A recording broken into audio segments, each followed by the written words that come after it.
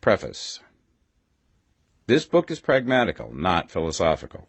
A practical manual, not a treatise upon theories.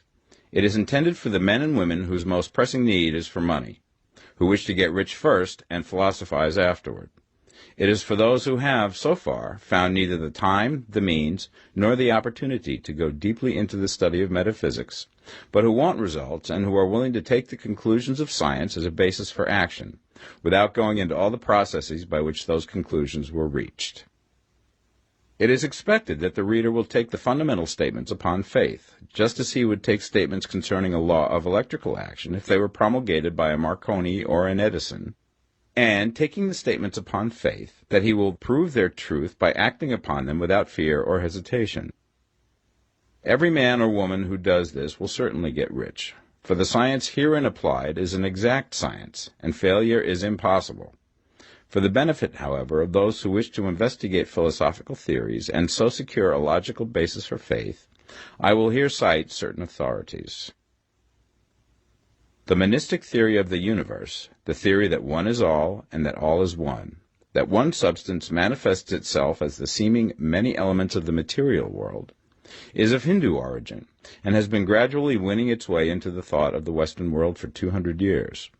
It is the foundation of all the Oriental philosophies and of those of Descartes, Spinoza, Leibniz, Schopenhauer, Hegel, and Emerson. The reader who would dig to the philosophical foundations of this is advised to read Hegel and Emerson for himself. In writing this book, I have sacrificed all other considerations to plainness and simplicity of style, so that all might understand. The plan of action laid down herein was deduced from the conclusions of philosophy. It has been thoroughly tested and bears the supreme test of practical experiment. It works. If you wish to know how the conclusions were arrived at, read the writings of the authors mentioned above. And if you wish to reap the fruits of their philosophies in actual practice, read this book and do exactly as it tells you to do. The author. Chapter 1. The Right to be Rich. Whatever may be said in praise of poverty, the fact remains that it is not possible to live a really complete or successful life unless one is rich. No man can rise to his greatest possible height in talent or soul development unless he has plenty of money. For to unfold the soul and to develop talent he must have many things to use, and he cannot have these things unless he has money to buy them with. A man develops in mind, soul, and body by making use of these things, and society is so organized that man must have money in order to become the possessor of things. Therefore, the basis of all advancement for man must be the science of getting rich.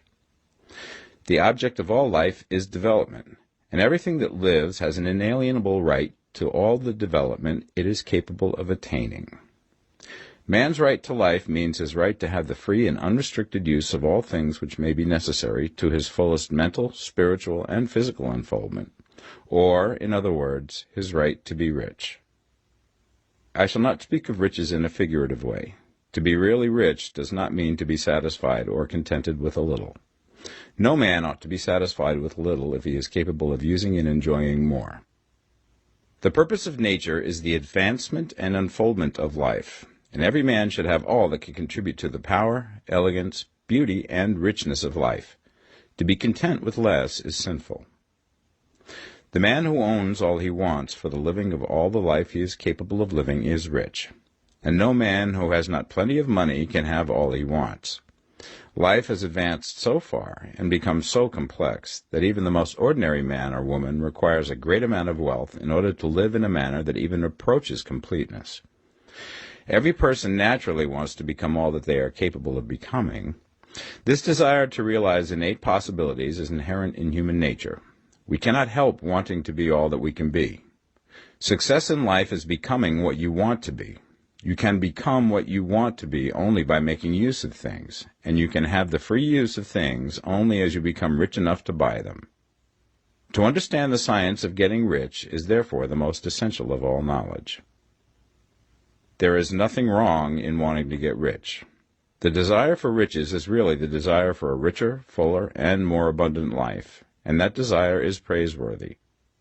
The man who does not desire to live more abundantly is abnormal. And so the man who does not desire to have money enough to buy all he wants is abnormal. There are three motives for which we live. We live for the body, we live for the mind, we live for the soul. No one of these is better or holier than the other. All are alike desirable, and no one of the three, body, mind, or soul, can live fully if either of the others is cut short of full life and expression. It is not right or noble to live only for the soul and deny mind or body, and it is wrong to live for the intellect and deny body or soul. We are all acquainted with the loathsome consequences of living for the body and denying both mind and soul, and we see that real life means the complete expression of all that man can give forth through body, mind, and soul.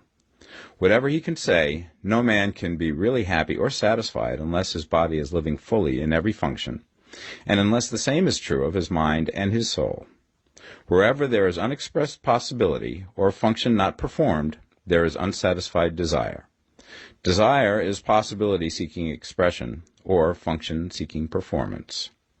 Man cannot live fully in body without good food, comfortable clothing, and warm shelter, and without freedom from excessive toil. Rest and recreation are also necessary to his physical life. He cannot live fully in mind without books and time to study them, without opportunity for travel and observation, or without intellectual companionship. To live fully in mind, he must have intellectual recreations, and must surround himself with all the objects of art and beauty he is capable of using and appreciating. To live fully in soul, man must have love, and love is denied expression by poverty. A man's highest happiness is found in the bestowal of benefits on those he loves. Love finds its most natural and spontaneous expression in giving. The man who has nothing to give cannot fill his place as a husband or father, as a citizen or as a man. It is in the use of material things that a man finds full life for his body, develops his mind, and unfolds his soul. It is therefore of supreme importance to him that he should be rich. It is perfectly right that you should desire to be rich. If you are a normal man or woman, you cannot help doing so. It is perfectly right that you should give your best attention to the science of getting rich, for it is the noblest and most necessary of all studies. If you neglect this study, you are derelict in your duty to yourself, to God, and humanity, for you can render to God and humanity no greater service than to make the most of yourself. Chapter 2. There is a science of getting rich. There is a science of getting rich, and it is an exact science, like algebra or arithmetic. There are certain laws which govern the process of acquiring riches. Once these laws are learned and obeyed by any man, he will get rich with mathematical certainty. The ownership of money and property comes as a result of doing things in a certain way. Those who do things in this certain way, whether on purpose or accidentally, get rich, while those who do not do things in this certain way, no matter how hard they work or how able they are, remain poor. It is a natural law that like causes always produce like effects, and therefore any man or woman who learns to do things in this certain way will infallibly get rich. That the above statement is true is shown by the following facts. Getting rich is not a matter of environment, for if it were, all the people in certain neighborhoods would become wealthy.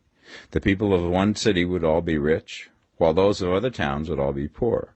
Or the inhabitants of one state would roll in wealth, and those of an adjoining state would be in poverty. But everywhere we see rich and poor living side by side, in the same environment, and often engaged in the same vocations. When two men are in the same locality and in the same business, and one gets rich while the other remains poor, it shows that getting rich is not primarily a matter of environment. Some environments may be more favorable than others, but when two men in the same business are in the same neighborhood, and one gets rich while the other fails, it indicates that getting rich is the result of doing things in a certain way. And further, the ability to do things in this certain way is not due solely to the possession of talent, for many people who have great talent remain poor, while others who have very little talent get rich. Studying the people who have gotten rich, we find that they are an average lot in all respects, having no greater talents and abilities than other men. It is evident that they do not get rich because they possess talents and abilities that other men have not, but because they happen to do things in a certain way. Getting rich is not the result of saving or thrift. Many very penurious people are poor, while free spenders often get rich. Nor is getting rich due to doing things which others fail to do. For two men in the same business often do almost exactly the same things, and one gets rich while the other remains poor or becomes bankrupt. From all these things, we must come to the conclusion that getting rich is the result of doing things in a certain way. If getting rich is the result of doing things in a certain way, then any man or woman who can do things in that way can become rich, and the whole matter is brought within the domain of exact science. The question arises here whether this certain way may not be so difficult that only a few may follow it. This cannot be true, as we have seen, so far as natural ability is concerned. Talented people get rich, and blockheads get rich. Intellectually brilliant people get rich, and very stupid people get rich. Physically strong people get rich, and weak and sickly people get rich. Some degree of ability to think and understand is, of course, essential. But insofar natural ability is concerned, any man or woman who has sense enough to read and understand these words can certainly get rich. Also, we have seen that it is not a matter of environment. Location counts for something. One would not go to the heart of the Sahara and expect to do successful business. Getting rich involves the necessity of dealing with men and of being where there are people to deal with. And if these people are inclined to deal in the way that you want to deal, so much the better. But that is about as far as environment goes. If anybody else in your town can get rich, so can you. And if anybody else in your state can get rich, so can you. Again, it is not a matter of choosing some particular business or profession. People get rich in every business and in every profession, while their next-door neighbors in the same vocation remain in poverty. It is true that you will do best in a business which you like and which is congenial to you. And if you have certain talents which are well developed, you will do best in a business which calls for the exercise of those talents. Also, you will do best in a business which is suited to your locality. An ice cream parlor would do better in a warm climate than in Greenland, and a salmon fishery will succeed better in the Northwest than in Florida, where there are no salmon. But aside from these general limitations, getting rich is not dependent upon your engaging in some particular business, but upon your learning to do things in a certain way. If you are now in business and anybody else in your locality is getting rich in the same business, while you are not getting rich, it is because you are not doing things in the same way that the other person is doing them. No one is prevented from getting rich by lack of capital. True, as you get capital, the increase becomes more easy and rapid, but one who has capital is already rich and does not need to consider how to become so. No matter how poor you may be, if you begin to do things in a certain way, you will begin to get rich, and you will begin to have capital. The getting of capital is a part of the process of getting rich, and it is a part of the result which invariably follows the doing of things in a certain way. You may be the poorest man on the continent and be deeply in debt. You may have neither friends, influence, nor resources, but if you begin to do things in this way, you must infallibly begin to get rich, for the like causes must produce like effects. If you have no capital, you can get capital. If you're in the wrong business, you can get into the right business. If you're in the wrong location, you can go to the right location. And you can do so by beginning in your present business and in your present location to do things in the certain way which causes success. Chapter 3. Is opportunity monopolized?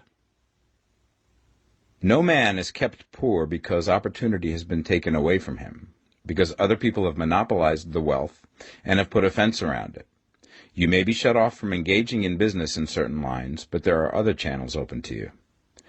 Probably it would be hard for you to get control of any of the great railroad systems. That field is pretty well monopolized, but the electric railway business is still in its infancy and offers plenty of scope for enterprise. And it will be but a very few years until traffic and transportation through the air will become a great industry, and in all its branches will give employment to hundreds of thousands and perhaps to millions of people. Why not turn your attention to the development of aerial transportation, instead of competing with J.J. Hill and others for a chance in the steam railway world? It is quite true that if you are a working man in the employ of the Steel Trust, you have very little chance of becoming the owner of the plant in which you work. But it is also true that if you will commence to act in a certain way, you can soon leave the employ of the Steel Trust. You can buy a farm from 10 to 40 acres and engage in business as a producer of foodstuffs. There is great opportunity at this time for men who will live upon small tracts of land and cultivate the same intensively. Such men will certainly get rich. You may say that it is impossible for you to get the land, but I'm going to prove to you that it is not impossible, and that you can certainly get a farm if you will go to work in a certain way. At different periods, the tide of opportunity sets in different directions, according to the needs of the whole, and the particular stage of social evolution which has been reached.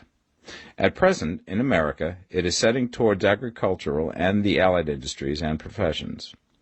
Today, opportunity is open before the factory worker in his line. It is open before the businessman who supplies the farmer more than before the one who supplies the factory worker, and before the professional man who waits upon the farmer more than before the one who serves the working class. There is an abundance of opportunity for the man who will go with the tide instead of trying to swim against it. So the factory workers, either as individuals or as a class, are not deprived of opportunity. The workers are not being kept down by their masters. They are not being ground by the trusts and combinations of capital. As a class, they are where they are because they do not do things in a certain way. If the workers of America chose to do so, they could follow the example of their brothers in Belgium and other countries and establish great department stores and cooperative industries. They could elect men of their own class to office and pass laws favoring the development of such cooperative industries, and in a few years they could take peaceable possession of the industrial field. The working class may become the master class whenever they will begin to do things in a certain way. The law of wealth is the same for them as it is for all others. This they must learn, and they will remain where they are as long as they continue to do as they do. The individual worker, however, is not held down by the ignorance or the mental slothfulness of his class. He can follow the tide of opportunity to riches, and this book will tell him how. No one is kept in poverty by a shortness in the supply of riches. There is more than enough for all. A palace as large as the Capitol in Washington might be built for every family on earth from the building material in the United States alone, and under intensive cultivation, this country would produce wool, cotton, linen, and silk enough to clothe each person in the world finer than Solomon was arrayed in all his glory, together with food enough to feed them all luxuriously. The visible supply is practically inexhaustible, and the invisible supply really is inexhaustible. Everything you see on earth is made from one original substance, out of which all things proceed. New forms are constantly being made, and older ones are dissolving, but all are shapes assumed by one thing. There is no limit to the supply of formless stuff or original substance. The universe is made out of it, but it was not all used in making the universe. The spaces in, through, and between the forms of the visible universe are permeated and filled with the original substance, with the formless stuff, with the raw material of all things. 10,000 times as much has been made might still be made, and even then we should not have exhausted the supply of universal raw material. No man, therefore, is poor because nature is poor, or because there is not enough to go around. Nature is an inexhaustible storehouse of riches. The supply will never run short. Original substance is alive with creative energy and is constantly producing more forms. When the supply of building material is exhausted, more will be produced. When the soil is exhausted so that foodstuffs and materials for clothing will no longer grow upon it, it will be renewed or more soil will be made. When all the gold and silver has been dug from the earth, if man is still in such a stage of social development that he needs gold and silver, more will be produced from the formless. The formless stuff responds to the needs of man. It will not let him be without any good thing. This is true of man collectively. The race as a whole is always abundantly rich, and if individuals are poor, it is because they do not follow the certain way of doing things which makes the individual man rich. The formless stuff is intelligent. It is stuff which thinks. It is alive and is always impelled towards more life. It is the natural and inherent impulse of life to seek to live more. It is the nature of intelligence to enlarge itself, and of consciousness to seek to extend its boundaries and find fuller expression. The universe of forms has been made by formless living substance, throwing itself into form in order to express itself more fully. The universe is a great living presence, always moving inherently towards more life and fuller functioning. Nature is formed for the advancement of life. Its impelling motive is the increase of life. For this cause, everything which can possibly minister to life is bountifully provided. There can be no lack unless God is to contradict himself and nullify his own works. You are not kept poor by lack in the supply of riches. It is a fact, which I shall demonstrate a little further on, that even the resources of the formless supply are at the command of the man or woman who will act and think in a certain way. Chapter 4. The first principle in the science of getting rich. Thought is the only power which can produce tangible riches from the formless substance. The stuff from which all things are made is a substance which thinks, and a thought of form in this substance produces the form. Original substance moves according to its thoughts. Every form and process you see in nature is the visible expression of a thought in original substance. As the formless stuff thinks of a form, it takes that form. As it thinks of a motion, it makes that motion. That is the way all things were created. We live in a thought world, which is part of a thought universe. The thought of a moving universe extended through formless substance, and the thinking stuff moving according to that thought, took the form of systems of planets and maintains that form. Thinking substance takes the form of its thought, and moves according to that thought. Holding the idea of a circling system of suns and worlds, it takes the form of these bodies and moves them as it thinks.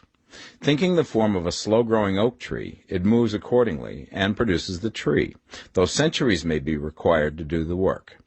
In creating, the formless seems to move according to the lines of motion it has established. The thought of an oak tree does not cause the instant formation of a full-grown tree, but it does start in motion the forces which will produce the tree along established lines of growth. Every thought of form held in thinking substance causes the creation of the form, but always, or at least generally, along lines of growth and action already established. The thought of a house of a certain construction, if it were impressed upon formless substance, might not cause the instant formation of the house, but it would cause the turning of creative energies already working in trade and commerce into such channels as to result in the speedy building of the house. And if there were no existing channels through which the creative energy could work, then the house would be formed directly from primal substance, without waiting for the slow processes of the organic and inorganic world. No thought of form can be impressed upon original substance without causing the creation of the form. Man is a thinking center and can originate thought. All the forms that man fashions with his hands must first exist in his thought. He cannot shape a thing until he has thought that thing. And so far, man has confined his efforts wholly to the work of his hands. He has applied manual labor to the world of forms, seeking to change or modify those already existing. He has never thought of trying to cause the creation of new forms by impressing his thoughts upon formless substance. When man has a thought form, he takes material from the forms of nature and makes an image of the form which is in his mind. He has so far made little or no effort to cooperate with formless intelligence, to work with the Father. He has not dreamed that he can do what he seeth the Father doing. Man reshapes and modifies existing forms by manual labor. He has given no attention to the question whether he may not produce things from formless substance by communicating his thoughts to it. We propose to prove that he may do so, to prove that any man or woman may do so, and to show how. As our first step, we must lay down the three fundamental propositions. First, we assert that there is one original formless stuff, or substance, from which all things are made. All the seemingly many elements are but different presentations of one element. All the many forms found in organic and inorganic nature are but different shapes, made from the same stuff. And this stuff is thinking stuff. A thought held in it produces the form of the thought. Thought, in thinking substance, produces shapes. Man is a thinking center, capable of original thought. If a man can communicate his thought to original thinking substance, he can cause the creation or formation of the thing he thinks about. To summarize this, there is a thinking stuff from which all things are made, and which, in its original state, permeates, penetrates, and fills the interspaces of the universe. A thought in this substance produces the thing that is imaged by the thought. Man can form things in his thought, and, by impressing his thought upon formless substance, can cause the thing he thinks about to be created. It may be asked if I can prove these statements, and without going into details, I answer that I can do so, both by logic and experience. Reasoning back from the phenomena of form and thought, I come to one original thinking substance. And reasoning forward from that thinking substance, I come to man's power to cause the formation of the thing he thinks about. And by experiment, I find the reasoning true. And this is my strongest proof. If one man who reads this book gets rich by doing what it tells him to do, that is evidence in support of my claim. But if every man who does what it tells him to do gets rich, that is proof positive until someone goes through the process and fails. The theory is true until the process fails, and this process will not fail. For every man who does exactly what this book tells him to do will get rich.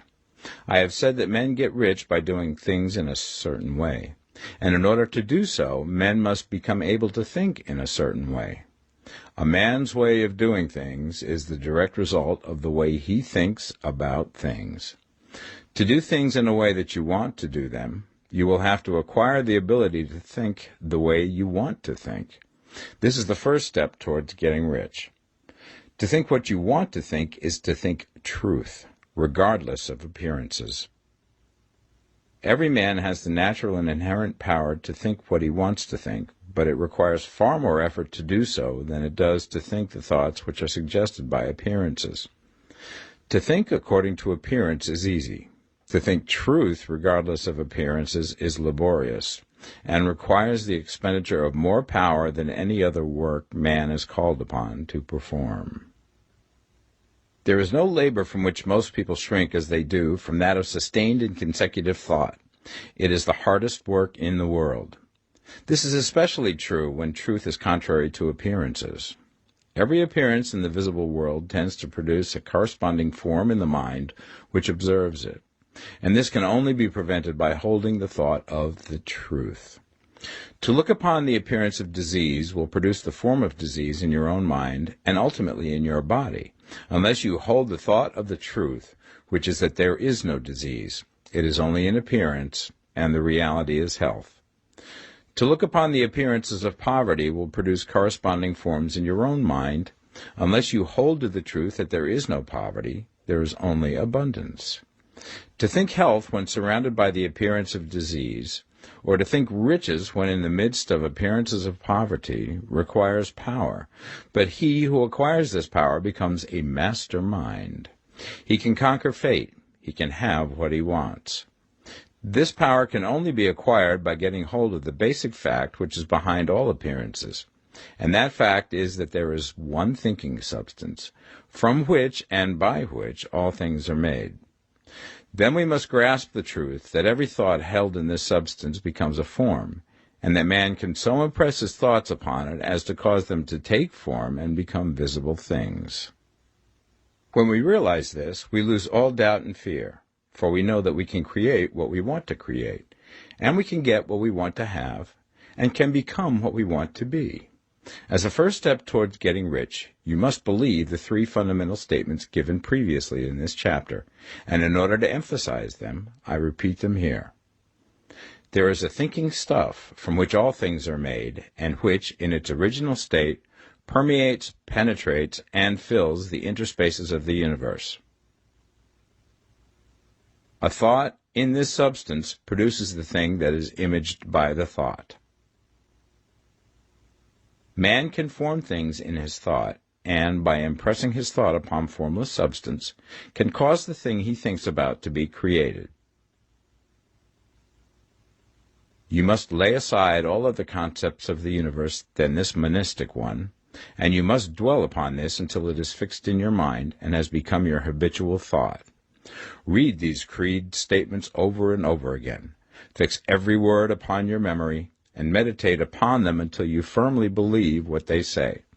If a doubt comes to you, cast it aside as a sin. Do not listen to arguments against this idea.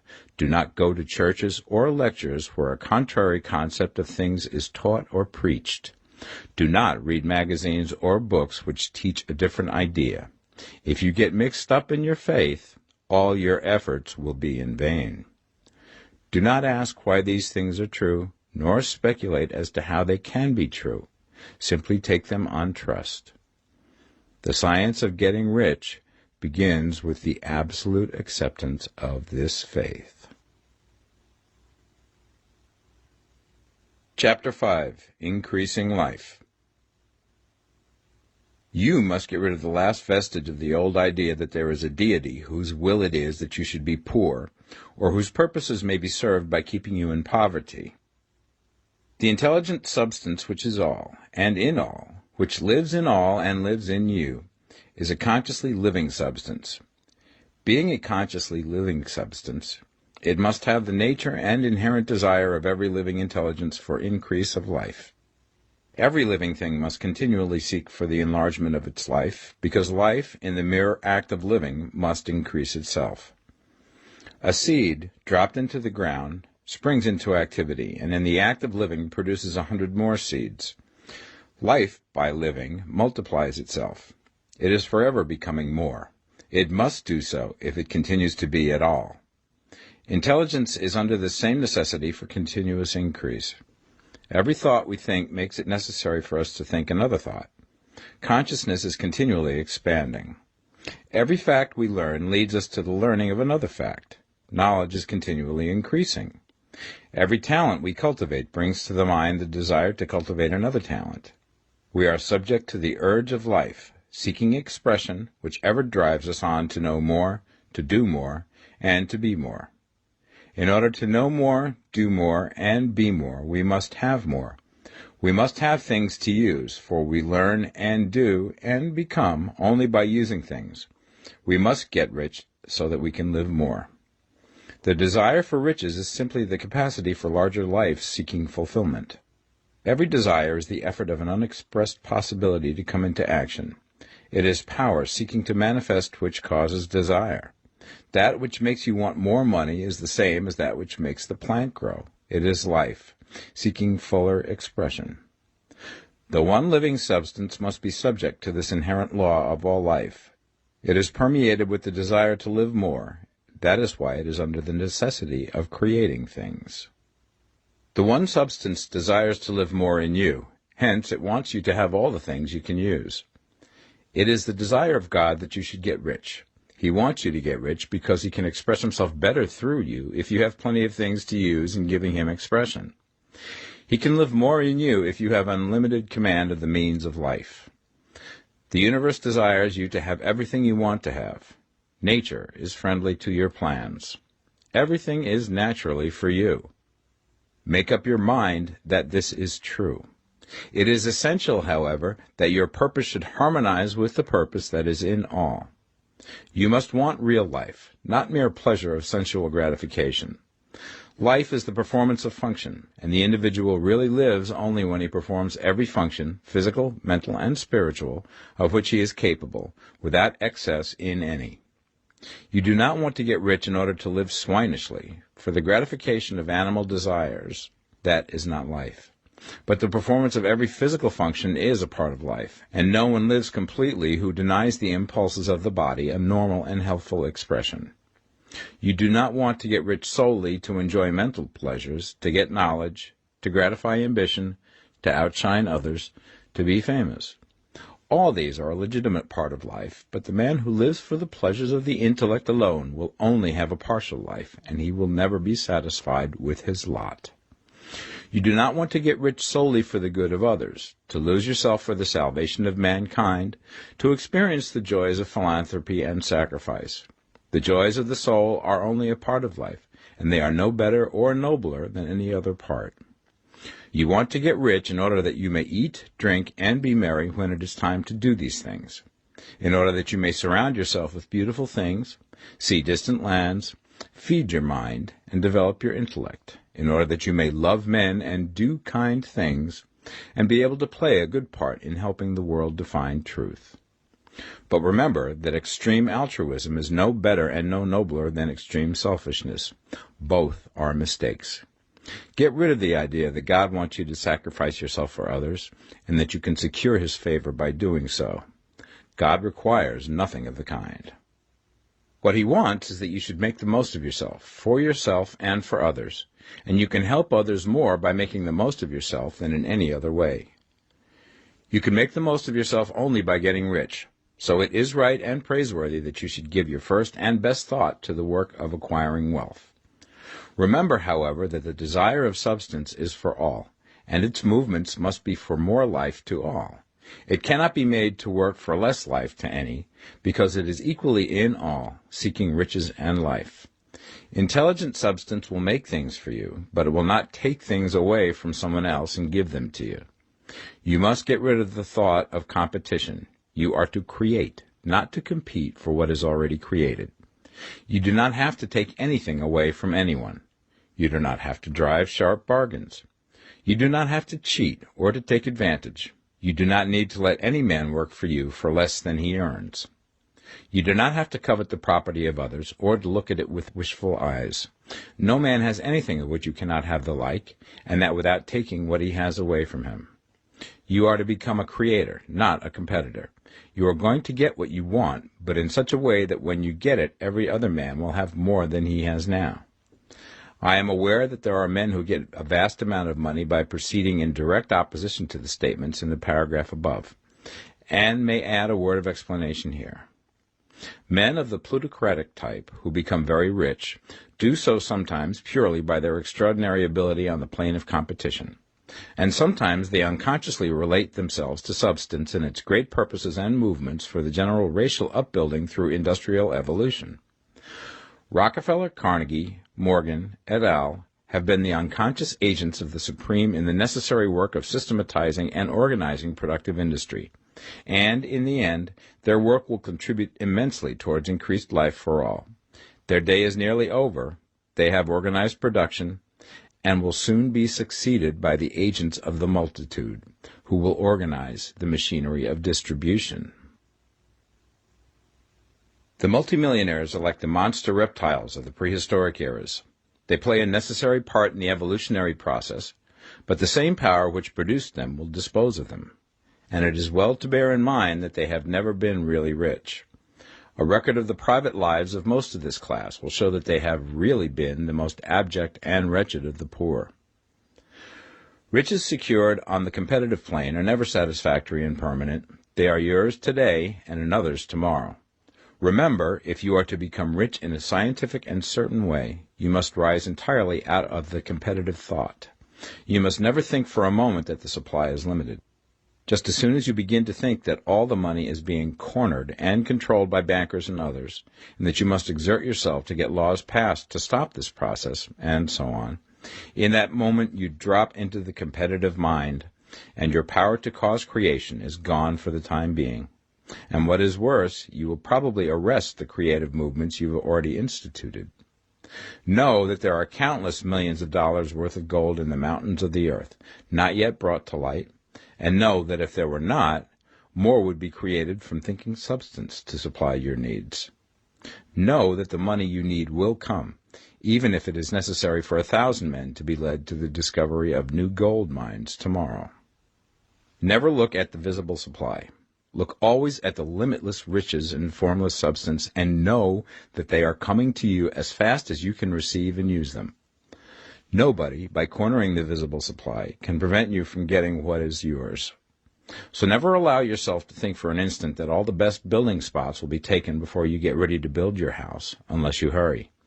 Never worry about the trusts and combines, and get anxious for fear that they will soon come to own the whole earth. Never get afraid that you will lose what you want because some other person beat you to it. That cannot possibly happen. You are not seeking anything that is possessed by anybody else. You are causing what you want to be created from formless substance, and the supply is without limits. Stick to the formulated statement.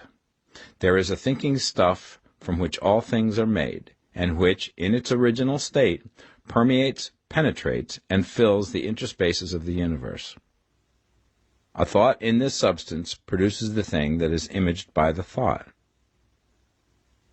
Man can form things in his thought, and by impressing his thought upon formless substance, can cause the thing he thinks about to be created. Chapter 6. How Riches Come to You. When I say that you do not have to drive sharp bargains, I do not mean that you do not have to drive any bargains at all, or that you are above the necessity for having any dealings with your fellow men. I mean that you will not need to deal with them unfairly. You do not have to get something for nothing, but can give to every man more than you take from him.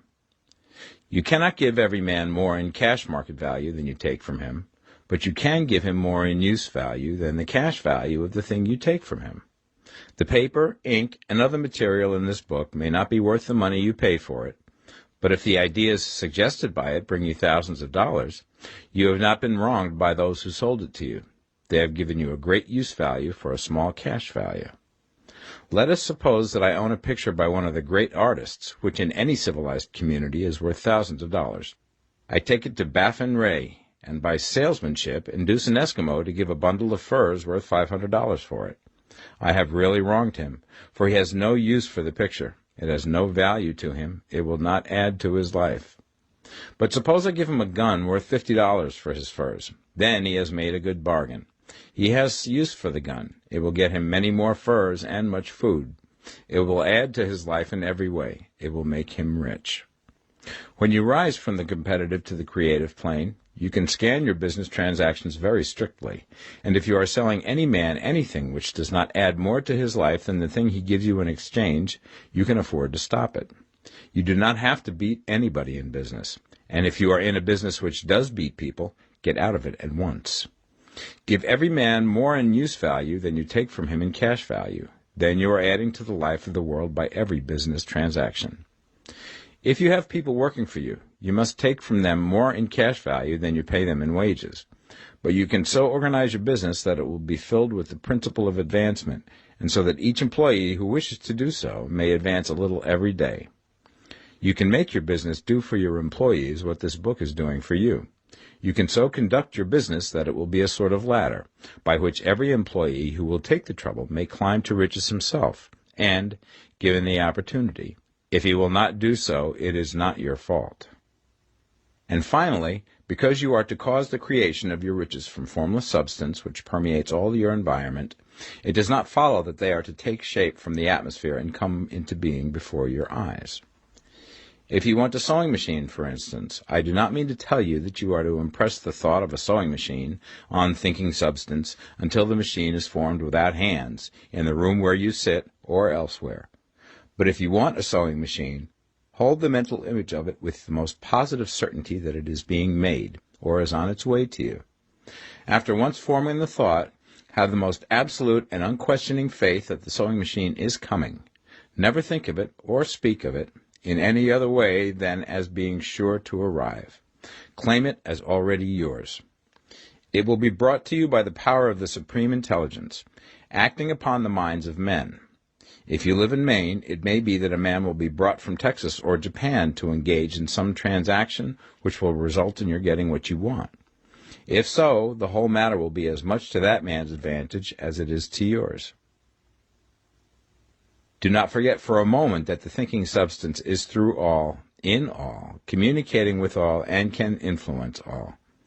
The desire of thinking substance for a fuller life and better living has caused the creation of all the sewing machines already made, and it can cause the creation of millions more, and will, whenever men set it in motion by desire and faith, and by acting in a certain way. You can certainly have a sewing machine in your house, and it is just as certain that you can have any other thing or things which you want, and which you will use for the advancement of your own life and the lives of others. You need not hesitate about asking largely. It is your Father's pleasure to give you the kingdom, said Jesus. Original substance wants to live all that is possible in you, and wants you to have all that you can or will use for the living of the most abundant life. If you fix upon your consciousness the fact that the desire you feel for the possession of riches is one with the desire of omnipotence for more complete expression, your faith becomes invincible. Once I saw a little boy sitting at a piano, and vainly tried to bring harmony out of the keys, and I saw that he was grieved and provoked by his inability to play real music. I asked him the cause of his vexation, and he answered, "I can feel the music in me, but I can't make my hands go right." The music in him was the urge of original substance, containing all the possibilities of all life. All that there is of music was seeking expression through the child. God, the one substance, is trying to live and do and enjoy things through humanity. He is saying, I want hands to build wonderful structures, to play divine harmonies, to paint glorious pictures.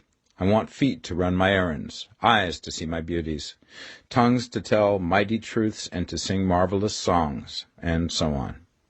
All that there is of possibility is seeking expression through men. God wants those who can play music to have pianos and every other instrument, and to have the means to cultivate their talents to the fullest extent. He wants those who can appreciate beauty to be able to surround themselves with beautiful things. He wants those who can discern truth to have every opportunity to travel and observe. He wants those who can appreciate dress to be beautifully clothed, and those who can appreciate good food to be luxuriously fed. He wants all these things because it is himself that enjoys and appreciates them. It is God who wants to play and sing and enjoy beauty and proclaim truth and wear fine clothes and eat good food. It is God that worketh in you to will and to do, said Paul. The desire you feel for riches is the infinite, seeking to express himself in you as he sought to find expression in the little boy at the piano. So you need not hesitate to ask largely. Your part is to focalize and express the desire to God. This is a difficult point with most people. They retain some of the old idea that poverty and self-sacrifice are pleasing to God. They look upon poverty as a part of the plan, a necessity of nature. They have the idea that God has finished his work and made all that he can make, and that the majority of men must stay poor because there is not enough to go around. They hold to so much of this erroneous thought that they feel ashamed to ask for wealth. They try not to want more than a very modest competence, just enough to make them fairly comfortable. I recall now the case of one student who was told that he must get in mind a clear picture of the things he desired, so that the creative thought of them might be impressed upon formless substance. He was a very poor man, living in a rented house, and having only what he earned from day to day, and he could not grasp the fact that all wealth was his. So, after thinking the matter over, he decided that he might reasonably ask for a new rug for the floor of his best room, and an anthracite coal stove to heat the house during the cold weather. Following the instructions given in this book, he obtained these things in a few months, and then it dawned upon him that he had not asked enough. He went through the house in which he lived, and planned all the improvements he would like to make in it. He mentally added a bay window here and a room there, until it was complete in his mind as an ideal home, and then he planned its furnishings. Holding the whole picture in his mind, he began living in the certain way, and moving towards what he wanted, and he now owns the house, and is rebuilding it after the form of his mental image. And now, with still larger faith, he is going to get greater things. It has been unto him according to his faith, and it is so with you and with all of us. Chapter 7. Gratitude. The illustrations given in the last chapter will have conveyed the fact that the first step towards getting rich is to convey the idea of your wants to the formless substance. This is true, and you will see that in order to do so, it becomes necessary to relate yourself to the formless intelligence in a harmonious way.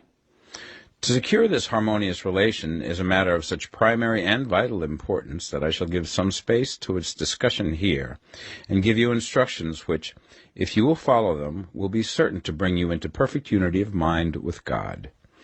The whole process of mental adjustment and atonement can be summed up in one word: gratitude. First, you believe that there is one intelligent substance from which all things proceed. Second, you believe that this substance gives you everything you desire. And third, you relate yourself to it by a feeling of deep and profound gratitude. Many people who order their lives rightly in all other ways are kept in poverty by their lack of gratitude. Having received one gift from God, they cut the wires which connect them with Him by failing to make acknowledgment. It is easy to understand that the nearer we live to the source of wealth, the more wealth we shall receive. And it is easy also to understand that the soul that is always grateful lives in closer touch with God than the one which never looks to Him in thankful acknowledgment. The more gratefully we fix our minds on the Supreme when good things come to us, the more good things we will receive, and the more rapidly they will come. And the reason simply is that the mental attitude of gratitude draws the mind into closer touch with the source from which the blessings come. If it is a new thought to you that gratitude brings your whole mind into closer harmony with the creative energies of the universe, consider it well, and you will see that it is true. The good things you already have come to you along the line of obedience to certain laws.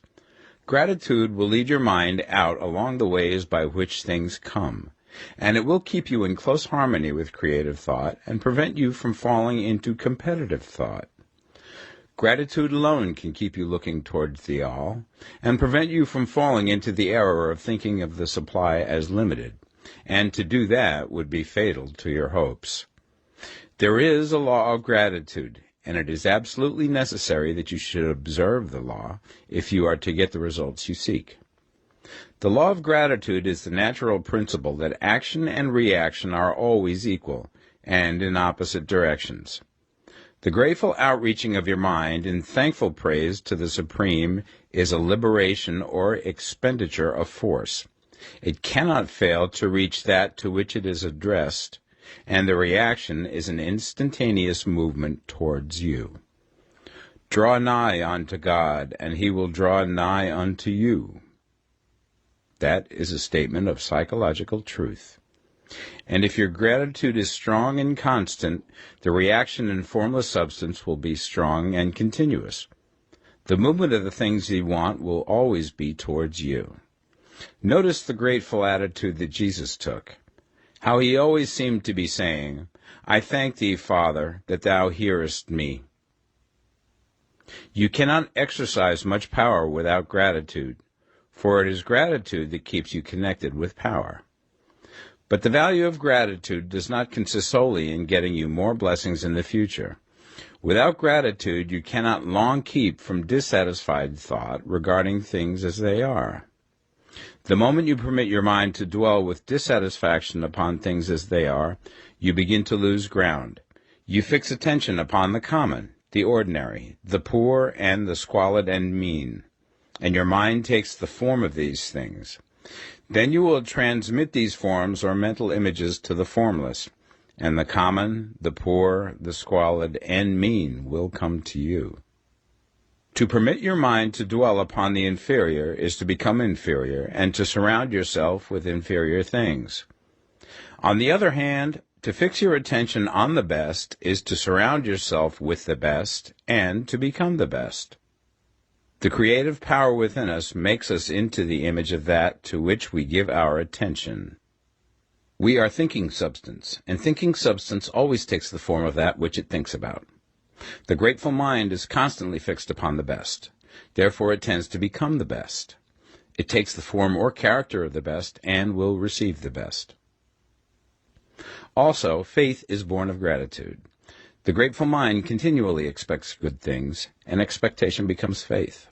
The reaction of gratitude upon one's own mind produces faith, and every outgoing wave of grateful thanksgiving increases faith. He who has no feeling of gratitude cannot long retain a living faith, and without a living faith you cannot get rich by the creative method, as we shall see in the following chapters. It is necessary, then, to cultivate the habit of being grateful for every good thing that comes to you, and to give thanks continuously.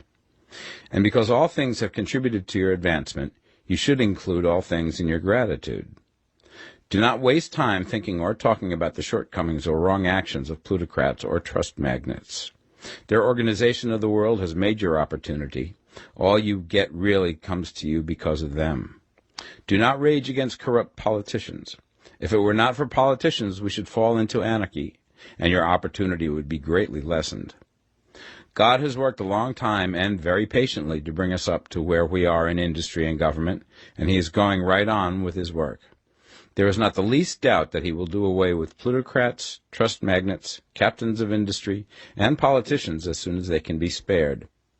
But in the meantime, behold, they are all very good. Remember that they are all helping to arrange the lines of transmission along which your riches will come to you, and be grateful to them all. This will bring you into harmonious relations with the good in everything, and the good in everything will move toward you.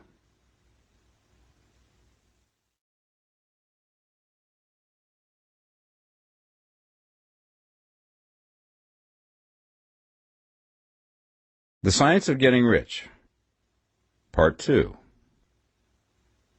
Chapter 8. Thinking in the Certain Way. You must form a clear and definite mental picture of what you want. You cannot transmit an idea unless you have it yourself. You must have it before you can give it, and many people fail to impress thinking substance because they have themselves only a vague and misty concept of the things they want to do, to have, or to become. It is not enough that you should have a general desire for wealth to do good with. Everybody has that desire. It is not enough that you should have a wish to travel, see things, live more, etc. Everybody has those desires also. If you were going to send a wireless message to a friend, you would not send the letters of the alphabet in their order and let him construct the message for himself, nor would you take words at random from the dictionary. You would send a coherent sentence, one which meant something. When you try to impress your wants upon substance, remember that it must be done by a coherent statement. You must know what you want and be definite. You can never get rich or start the creative power into action by sending out unformed longings and vague desires. Go over your desires just as the man I have described went over his house. See just what you want and get a clear mental picture of it as you wish it to look when you get it. That clear mental picture you must have continually in mind, as the sailor has in mind the port towards which he is sailing the ship. You must keep your face towards it all the time. You must no more lose sight of it than the steersman loses sight of the compass. It is not necessary to take exercises in concentration, nor to set apart special times for prayer and affirmation, nor to go into the silence, nor to do occult stunts of any kind. There things are well enough, but all you need is to know what you want, and to want it badly enough so that it will stay in your thoughts. Spend as much of your leisure time as you can in contemplating your picture, but no one needs to take exercises to concentrate his mind on a thing which he really wants. It is the things you do not really care about which require effort to fix your attention upon them. And unless you really want to get rich, so that the desire is strong enough to hold your thoughts directly to the purpose, as the magnetic pole holds the needle of the compass, it will hardly be worthwhile for you to try to carry out the instructions given in this book. The methods herein set forth are for people whose desire for riches is strong enough to overcome mental laziness and the love of ease, and make them work. The more clear and definite you make your pictures then, and the more you dwell upon it, bringing out all of its delightful details, the stronger your desire will be. And the stronger your desire, the easier it will be to hold your mind fixed upon the picture of what you want. Something more is necessary, however, than merely to see the picture clearly. If that is all you do, you are only a dreamer, and will have little or no power for accomplishment. Behind your clear vision must be the purpose to realize it, to bring it out in tangible expression. And behind this purpose must be an invincible and unwavering faith that the thing is already yours, that it is at hand, and you have only to take possession of it. Live in the new house mentally until it takes form around you physically. In the mental realm, enter at once into full enjoyment of the things you want. Whatsoever things ye ask for when ye pray, believe that ye receive them, and ye shall have them, said Jesus. See the things you want as if they were actually around you all the time. See yourself as owning and using them. Make use of them in imagination, just as you will use them when they are your tangible possessions. Dwell upon your mental picture until it is clear and distinct, and then take the mental attitude of ownership towards everything in that picture. Take possession of it in mind, in the full faith that it is actually yours. Hold to this mental ownership. Do not waver for an instant in the faith that it is real. And remember what was said in the preceding chapter about gratitude. Be as thankful for it all the time as you expect to be when it has taken form. The man who can sincerely thank God for the things which as yet he owns only in imagination has real faith. He will get rich. He will cause the creation of whatsoever he wants. You do not need to pray repeatedly for things you want. It is not necessary to tell God about it every day. Use not vain repetitions as the heathens do, said Jesus to his pupils. For your Father knoweth that ye have need of these things before ye ask him. Your part is to intelligently formulate your desires for the things which make for a larger life, and to get these desires arranged into a coherent whole, and then to impress this whole desire upon the formless substance, which has the power and the will to bring you what you want. You do not make this impression by repeating strings of words. You make it by holding the vision with unshakable purpose to attain it, and with steadfast faith that you do attain it. The answer to your prayer is not according to your faith while you are talking, but according to your faith while you are working. You cannot impress the mind of God by having a special Sabbath day set apart to tell him what you want, and then forgetting him during the rest of the week. You cannot impress him by having special hours to go into your closet and pray, if you then dismiss the matter from your mind until the hour of prayer comes again. Oral prayer is well enough, and has its effect, especially upon yourself, in clarifying your vision and strengthening your faith. But it is not your oral petitions which get you what you want. In order to get rich, you do not need a sweet hour of prayer. You need to pray without ceasing. And by prayer I mean holding steadily to your vision, with the purpose to cause its creation into solid form, and the faith that you are doing so. Believe that ye receive them. The whole matter turns on receiving, once you have clearly formed your vision. When you have formed it, it is well to make an oral statement, addressing the Supreme in reverent prayer, and from that moment you must, in mind, receive what you ask for. Live in the new house, wear the fine clothes, ride in the automobile, go on the journey, and confidently plan for greater journeys. Think and speak of all things you have asked for in terms of actual present ownership. Imagine an environment and a financial condition exactly as you want them, and live all the time in that imaginary environment and financial condition. Mind, however, that you do not do this as a mere dreamer and castle builder. Hold to the faith that the imaginary is being realized, and to the purpose to realize it. Remember that it is faith and purpose in the use of imagination which makes the difference between the scientist and the dreamer. And having learned this fact, it is here that you must learn the proper use of the will.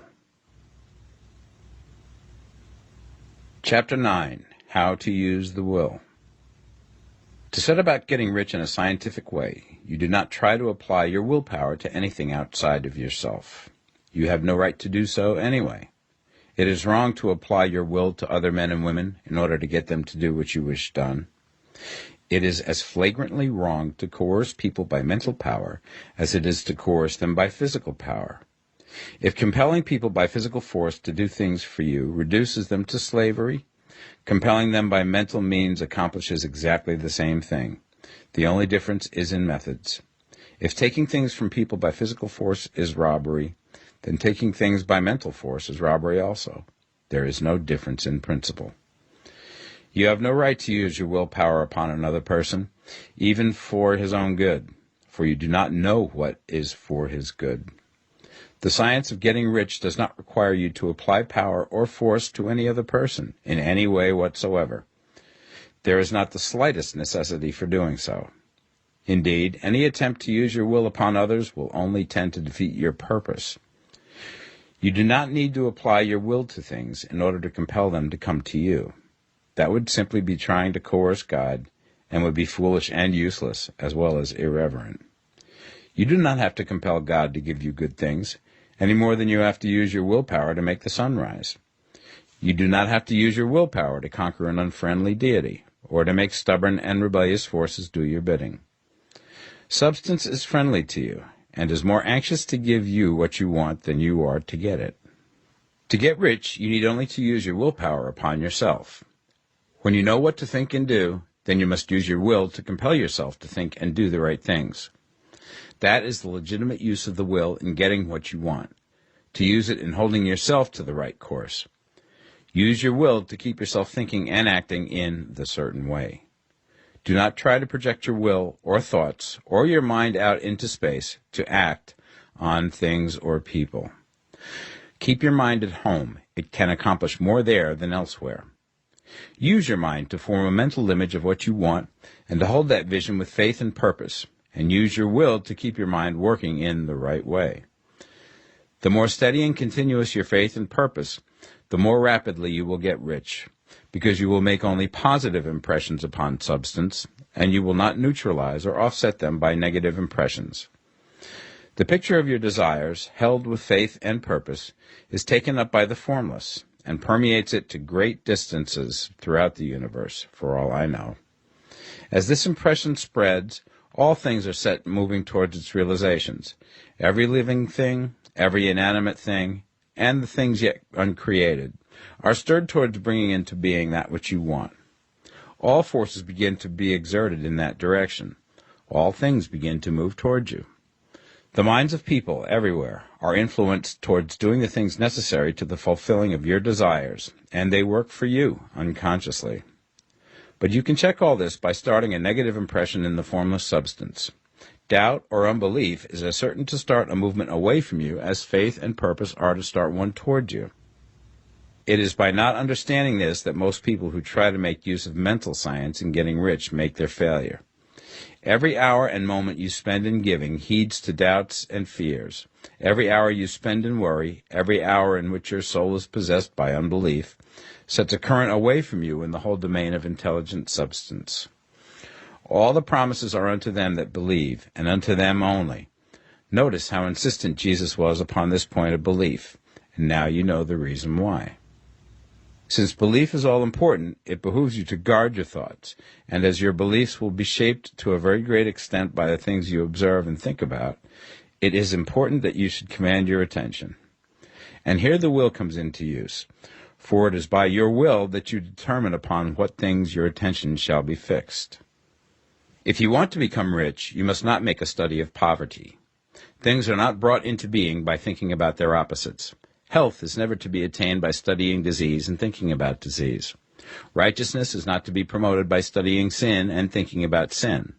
And no one ever got rich by studying poverty and thinking about poverty. Medicine as a science of disease has increased disease.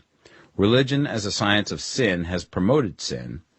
And economics as a study of poverty will fill the world with wretchedness and want. Do not talk about poverty. Do not investigate it or concern yourself with it. Never mind what its causes are. You have nothing to do with them. What concerns you is the cure. Do not spend your time in charitable work or charity movements. All charity only tends to perpetuate the wretchedness it aims to eradicate. I do not say that you should be hard-hearted or unkind and refuse to hear the cry of need, but you must not try to eradicate poverty in any of the conventional ways. Put poverty behind you, and put all that pertains to it behind you, and make good. Get rich. That is the best way you can help the poor. And you cannot hold the mental image which is to make you rich if you fill your mind with pictures of poverty.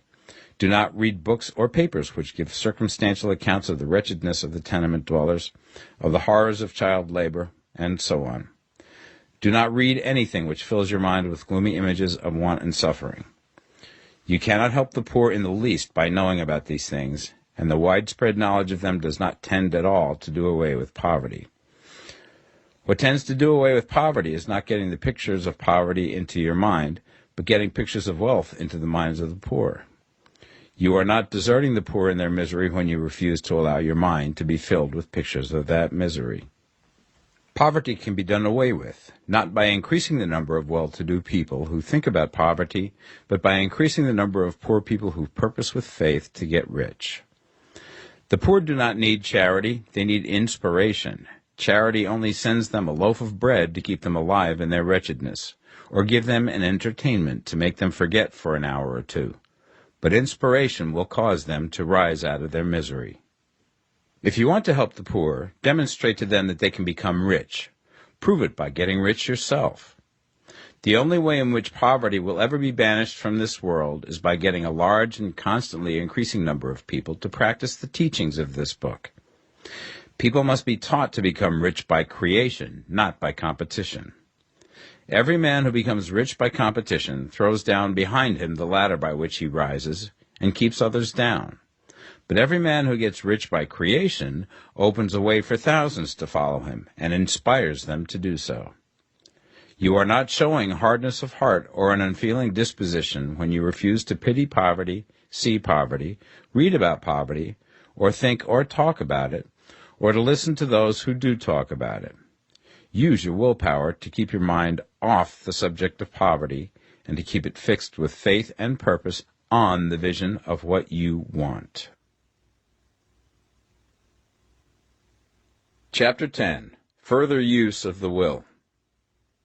You cannot retain a true and clear vision of wealth if you are constantly turning your attention to opposing pictures, whether they be external or imaginary. Do not tell of your past troubles of a financial nature, if you've had them. Do not think of them at all. Do not tell of the poverty of your parents, or the hardships of your early life. To do any of these things is to mentally class yourself with the poor for the time being, and it will certainly check the movement of things in your direction. Let the dead bury their dead, as Jesus said. Put poverty and all things that pertain to poverty completely behind you. You have accepted a certain theory of the universe as being correct, and are resting all your hopes of happiness on its being correct. And what can you gain by giving heed to conflicting theories? Do not read religious books which tell you that the world is soon coming to an end, and do not read the writing of muckrakers and pessimistic philosophers who tell you that it is going to the devil. The world is not going to the devil. It is going to God. It is wonderful becoming. True, there may be a good many things in existing conditions which are disagreeable, but what is the use of studying them when they are certainly passing away, and when the study of them only tends to check their passing and keep them with us? Why give time and attention to things which are being removed by evolutionary growth, when you can hasten their removal only by promoting the evolutionary growth as far as your part of it goes?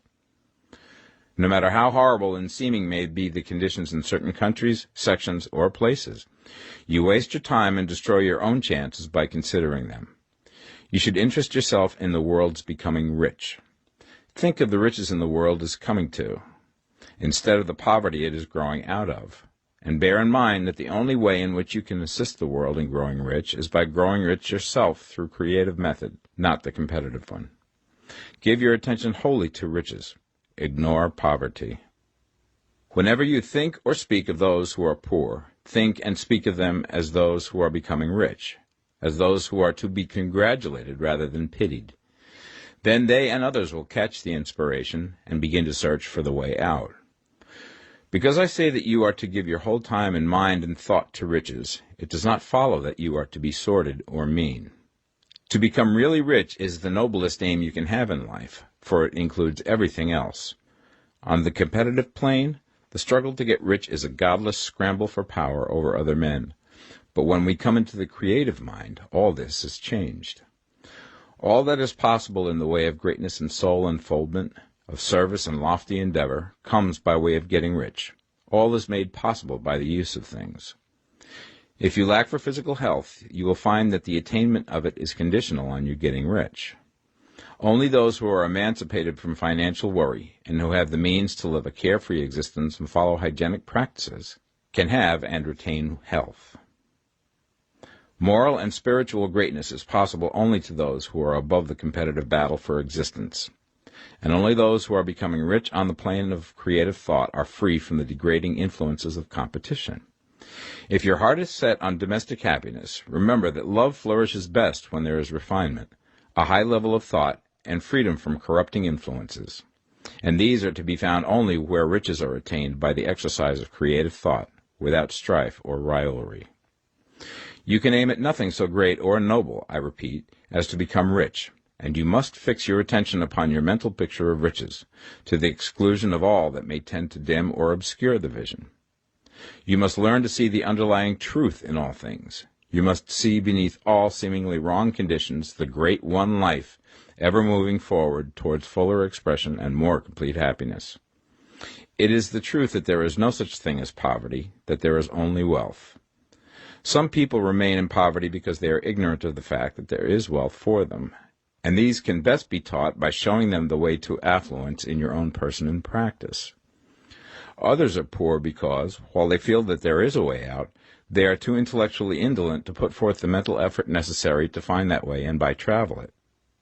Others still are poor because, while they have some notion of science, they have become so swamped and lost in the maze of metaphysical and occult theories that they do not know which road to take.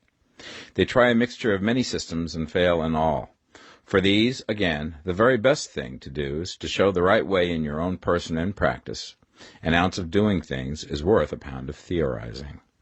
The very best thing you can do for the whole world is to make the most of yourself.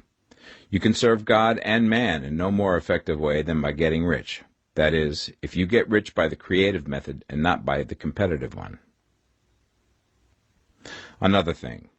We assert that this book gives in detail the principles of the science of getting rich. And if that is true, you do not need to read any other book upon the subject. This may sound narrow and egotistical, but consider. There is no more scientific method of computation in mathematics than by addition, subtraction, multiplication, and division. No other method is possible. There can be but one shortest distance between 2 points. There is only one way to think scientifically, and that is to think in the way that leads by the most direct and simple route to the goal. No man has yet formulated a briefer or less complex system than the one set forth herein. It has been stripped of all non-essentials.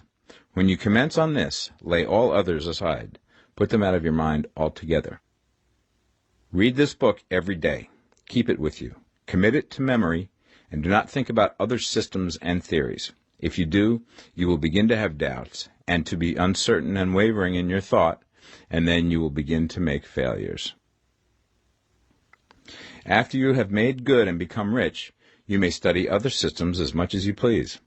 But until you are quite sure that you have gained what you want, do not read anything on this line but this book, unless it be the authors mentioned in the preface. And read only the most optimistic comments on the world's news, those in harmony with your picture. Also, postpone your investigations into the occult. Do not dabble in theosophy, spiritualism, or kindred studies. It is very likely that the dead still live and are near, but if they are, let them alone. Mind your own business. Wherever the spirits of the dead may be, they have their own work to do and their own problems to solve, and we have no right to interfere with them. We cannot help them, and it is very doubtful whether they can help us, or whether we have any right to trespass upon their time if they can. Let the dead and the hereafter alone, and solve your own problem. Get rich. If you begin to mix with the occult, you will start mental cross-currents which will surely bring your hopes to shipwreck. Now, this and the preceding chapters have brought us to the following statement of basic facts. There is a thinking stuff from which all things are made, and which, in its original state, permeates, penetrates, and fills the interspaces of the universe. A thought in this substance produces the thing that is imaged by the thought. Man can form things in his thought, and, by impressing his thought upon formless substance, can cause the thing he thinks about to be created. In order to do this, man must pass from the competitive to the creative mind. He must form a clear mental picture of the things he wants, and hold this picture in his thoughts with the fixed purpose to get what he wants, and the unwavering faith that he does get what he wants, closing his mind against all that may tend to shake his purpose, dim his vision, or quench his faith. And in addition to all this, we shall now see that he must live and act in a certain way. Chapter 11. Acting in the Certain Way. Thought is the creative power, or the impelling force which causes the creative power to act. Thinking in a certain way will bring riches to you, but you must not rely upon thought alone, paying no attention to personal action. That is the rock upon which many otherwise scientific metaphysical thinkers meet shipwreck, the failure to connect thought with personal action. We have not yet reached the stage of development, even supposing such a stage to be possible, in which man can create directly from formless substance without nature's processes or the work of human hands. Man must not only think, but his personal action must supplement his thought. By thought you can cause the gold in the hearts of the mountains to be impelled towards you, but it will not mine itself, refine itself, coin itself into double eagles, and come rolling along the roads seeking its way into your pocket. Under the impelling power of the Supreme Spirit, men's affairs will be so ordered that someone will be led to mine the gold for you. Other men's business transactions will be so directed that the gold will be brought toward you, and you must so arrange your own business affairs that you may be able to receive it when it comes to you. Your thought makes all things, animate and inanimate, work to bring you what you want, but your personal activity must be such that you can rightly receive what you want when it reaches you. You are not to take it as charity, nor to steal it. You must give every man more in use value than he gives you in cash value. The scientific use of thought consists in forming a clear and distinct mental image of what you want, in holding fast to the purpose to get what you want, and in realizing with grateful faith that you do get what you want. Do not try to project your thought in any mysterious or occult way, with the idea of having it go out and do things for you. That is a wasted effort and will weaken your power to think with sanity. The action of thought in getting rich is fully explained in the preceding chapters. Your faith and purpose positively impress your vision upon formless substance, which has the same desire for more life that you have. And this vision, received from you, sets all the creative forces at work in and through their regular channels of action, but directed towards you. It is not your part to guide or supervise the creative process.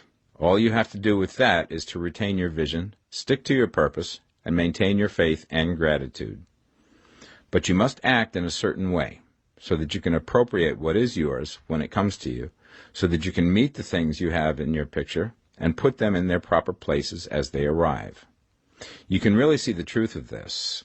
When things reach you, they will be in the hands of other men, who will ask an equivalent for them. And you can only get what is yours by giving the other man what is his. Your pocketbook is not going to be transformed into a Fortunata's purse, which shall be always full of money without effort on your part. This is the crucial point in the science of getting rich, right here, where thought and personal action must be combined. There are very many people who, consciously or unconsciously, set the creative forces in action by the strength and persistence of their desires, but who remain poor because they do not provide for the reception of the thing they want when it comes. By thought, the thing you want is brought to you. By action, you receive it. Whatever your action is to be, it is evident that you must act now. You cannot act in the past, and it is essential to the clearness of your mental vision that you dismiss the past from your mind. You cannot act in the future, for the future is not here yet, and you cannot tell how you will want to act in any future contingency until that contingency has arrived. Because you are not in the right business or the right environment now, do not think that you must postpone action until you get into the right business or environment. And do not spend time in the present taking thought as to the best course in possible future emergencies. Have faith in your ability to meet any emergency when it arrives. If you act in the present with your mind on the future, your present action will be with a divided mind and will not be effective. Put your whole mind into present action. Do not give your creative impulse to original substance, and then sit down and wait for results. If you do, you will never get them. Act now. There is never any time but now, and there never will be any time but now. If you are ever to begin to make ready for the reception of what you want, you must begin now. And your action, whatever it is, must most likely be in your present business or employment, and must be upon the persons and things in your present environment. You cannot act where you are not, you cannot act where you have been, and you cannot act where you are going to be. You can act only where you are. Do not bother as to whether yesterday's work was well done or ill done. Do today's work well. Do not try to do tomorrow's work now. There will be plenty of time to do that when you get to it. Do not try, by occult or mystical means, to act on people or things that are out of your reach. Do not wait for a change of environment. Before you act, get a change of environment by action. You can so act upon the environment in which you are now as to cause yourself to be transferred to a better environment. Hold with faith and purpose the vision of yourself in the better environment, but act upon your present environment with all your heart and with all your strength and with all your mind. Do not spend any time in daydreaming or castle building. Hold to the one vision of what you want and act now. Do not cast about seeking some new thing to do, or some strange, unusual, or remarkable action to perform as a first step towards getting rich. It is probable that your actions, at least for some time to come, will be those you have been performing for some time past, but you are to begin now to perform these actions in a certain way, which will surely make you rich. If you are engaged in some business and feel that it is not the right one for you, do not wait until you get into the right business before you begin to act. Do not feel discouraged or sit down and lament because you are misplaced. No man was ever so misplaced that he could not find the right place, and no man ever became so involved in the wrong business but that he could get into the right business. Hold the vision of yourself in the right business, with the purpose to get into it, and the faith that you will get into it, and are getting into it, but act in your present business. Use your present business as the means of getting a better one, and use your present environment as the means of getting into a better one. Your vision of the right business, if held with faith and purpose, will cause the Supreme to move the right business towards you, and your action, if performed in a certain way, will cause you to move towards the business. If you are an employee or wage earner and feel that you must change places in order to get what you want, do not project your thought into space and rely upon it to get you another job. It will probably fail to do so. Hold the vision of yourself in the job you want, while you act with faith and purpose on the job you have, and you will certainly get the job you want. Your vision and faith will set the creative force in motion to bring it toward you, and your action will cause the forces in your own environment to move you toward the place you want. In closing this chapter, we will add another statement to our syllabus. There is a thinking stuff from which all things are made, and which, in its original state, permeates, penetrates, and fills the interspaces of the universe. A thought in this substance produces the thing that is imaged by the thought. Man can form things in his thought, and, by impressing his thought upon formless substance, can cause the thing he thinks about to be created. In order to do this, man must pass from the competitive to the creative mind. He must form a clear mental picture of the thing he wants, and hold this picture in his thoughts with the fixed purpose to get what he wants, and the unwavering faith that he does get what he wants, closing his mind to all that may tend to shake his purpose, dim his vision, or quench his faith. That he may receive what he wants when it comes, man must act now upon the people and things in his present environment. Chapter 12. Efficient Action. You must use your thought as directed in previous chapters, and begin to do what you can do where you are, and you must do all that you can do where you are.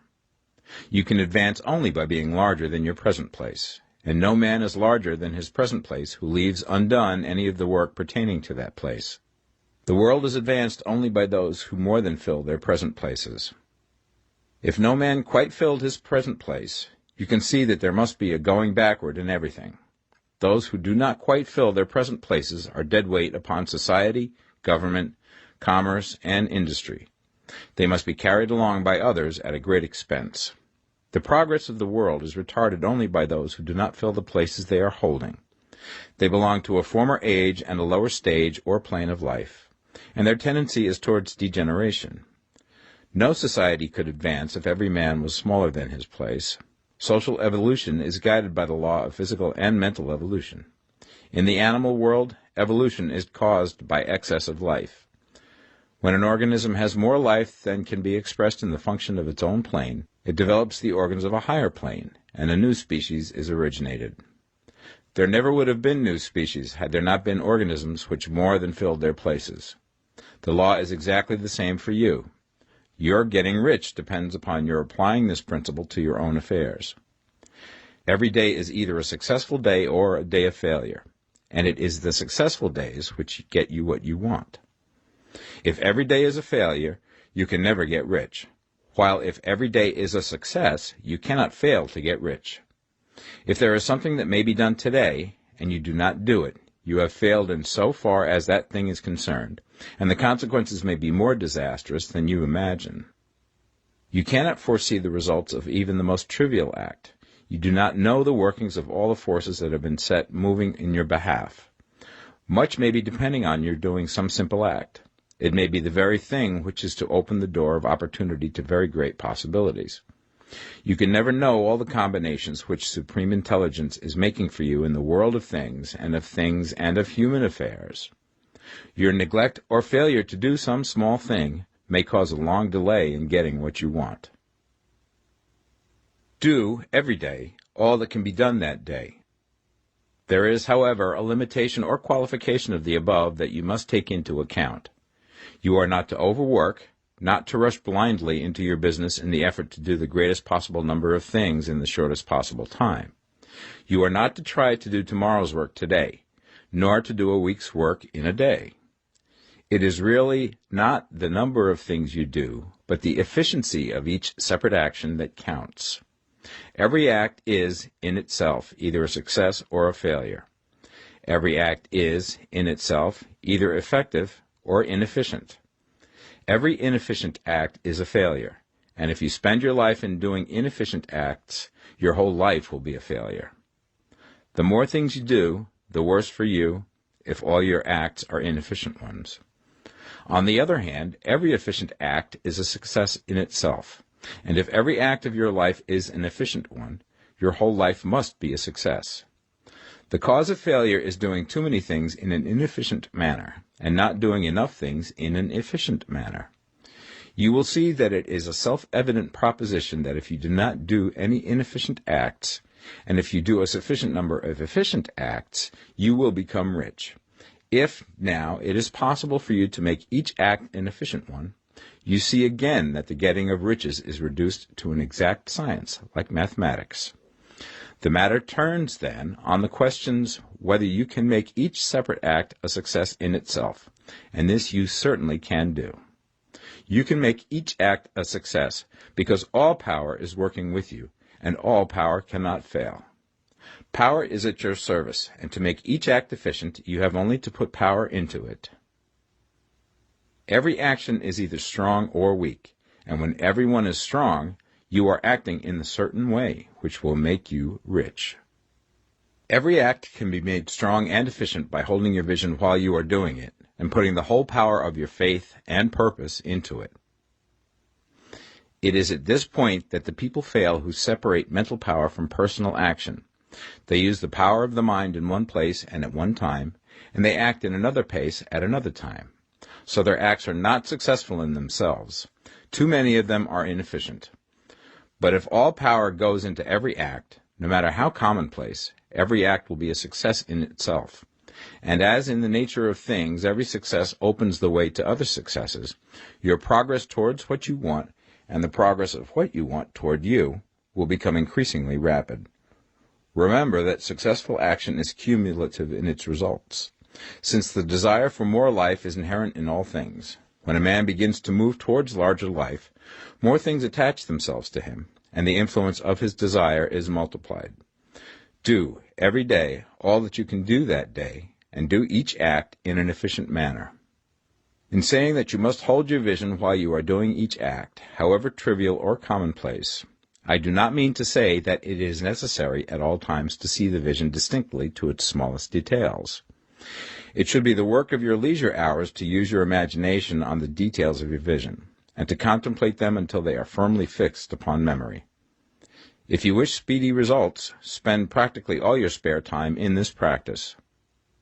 By continuous contemplation you will get the picture of what you want, even to the smallest details, so firmly fixed upon your mind and so completely transferred to the mind of formless substance, that in your working hours you need only to mentally refer to the picture to stimulate your faith and purpose, and cause your best effort to be put forth. Contemplate your picture in your leisure hours until your consciousness is so full of it that you can grasp it instantly. You will become so enthused with its bright promises that the mere thought of it will call forth the strongest energies of your whole being. Let us again repeat our syllabus, and by slightly changing the closing statements, bring it to the point we have now reached. There is a thinking stuff from which all things are made, and which, in its original state, permeates, penetrates, and fills the interspaces of the universe. A thought in this substance produces the thing that is imaged by the thought. Man can form things in his thought, and, by impressing his thought upon formless substance, can cause the thing he thinks about to be created. In order to do this, man must pass from competitive to the creative mind. He must form a clear mental picture of the thing he wants, and do, with faith and purpose, all that can be done each day, doing each separate thing in an efficient manner. Chapter 13. Getting into the right business. Success in any particular business depends for one thing upon your possessing in a well-developed state the faculties required in that business. Without good musical faculty, no one can succeed as a teacher of music. Without well-developed mechanical faculties, no one can achieve great success in any of the mechanical trades. Without tact and the commercial faculties, no one can succeed in the mercantile pursuits. But to possess in a well-developed state the faculties required in your particular vocation does not ensure getting rich. There are musicians who have remarkable talent and who yet remain poor. There are blacksmiths, carpenters, and so on who have excellent mechanical ability, but who do not get rich. And there are merchants with good faculties for dealing with men who nevertheless fail. The different faculties are tools. It is essential to have good tools, but it is also essential that the tools should be used in the right way. One man can take a sharp saw, a square, a good plane, and so on, and build a handsome article of furniture. Another man can take the same tools and set to work to duplicate the article, but his production will be a botch. He does not know how to use good tools in a successful way. The various faculties of your mind are the tools with which you must do the work which is to make you rich. It will be easier for you to succeed if you get into a business for which you are well equipped with mental tools. Generally speaking, you will do best in that business which will use your strongest faculties, the one for which you are naturally best fitted. But there are limitations to this statement also. No man should regard his vocation as being irrevocably fixed by the tendencies with which he was born. You can get rich in any business, for if you have not the right talent you can develop that talent. It merely means that you will have to make your tools as you go along, instead of confining yourself to the use of those with which you were born. It will be easier for you to succeed in a vocation for which you already have the talents in a well-developed state, but you can succeed in any vocation, for you can develop any rudimentary talent, and there is no talent of which you have not at least the rudiment. You will get rich most easily in point of effort if you do that for which you are best fitted, but you will get rich most satisfactorily if you do that which you want to do. Doing what you want to do is life, and there is no real satisfaction in living if we are compelled to be forever doing something which we do not like to do, and can never do what we want to do. And it is certain that you can do what you want to do. The desire to do it is proof that you have within you the power which can do it. Desire is a manifestation of power. The desire to play music is the power which can play music seeking expression and development.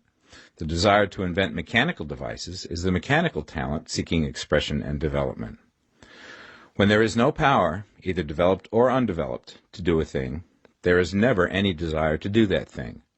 And where there is strong desire to do a thing, it is certain proof that the power to do it is strong, and only requires to be developed and applied in the right way.